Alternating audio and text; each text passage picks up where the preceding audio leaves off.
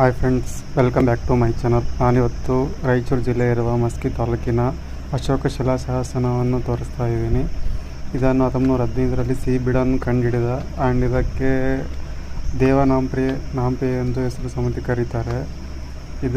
ಇದು ಬ್ರಾಹ್ಮಿ ಲಿಪಿಯೊಳಗಿದೆ ಅಂತ ಹೇಳಿದ್ದಾರೆ. ಜಸ್ಟ್ ಶೋ ಮಾಡ್ತಾ ಇದ್ದೀನಿ. ಯಾರೋ ಮಲಗಿದಾರಲ್ಲಿ ನೋಡ್ತಾ ಇದ್ದೀನಿ. ಜಸ್ಟ್ ಒಬ್ಬನೇ ಇದ್ದಾನೆ, ಒಬ್ಬರೇ ಇದ್ದಾರೆ, ಯಾರೂ ಇಲ್ಲ ಪ್ರೆಸೆಂಟ್. ಇದೆಲ್ಲ ಊರಿಂದ ಸ್ವಲ್ಪ ಹೊರಗಡೆ ಆಗುತ್ತೆ, ಸೊ ಹಂಗಾಗಿ ಯಾರೂ ಇರಲ್ಲ. ಇದೇ ಅದು. ಇಲ್ಲಿ ದೊಡ್ಡ ಬಂಡೆ ಕಾಣುತ್ತಲ್ಲ, ಅದ್ರ ಮೇಲೇ ಬರೆದಿದ್ದಾರೆ ಅದನ್ನು ಲಿಪಿಗಳೆಲ್ಲ. ಈ ಕಡೆ ಸೈಡಿಂದ ಕಾಣುತ್ತೆ ಎಲ್ಲ ಅದು.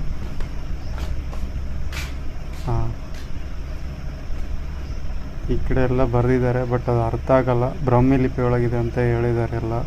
ಸಿ ಬಿಡನ್ 1915ರಲ್ಲಿ ಕಂಡುಹಿಡಿದಿದ್ದು.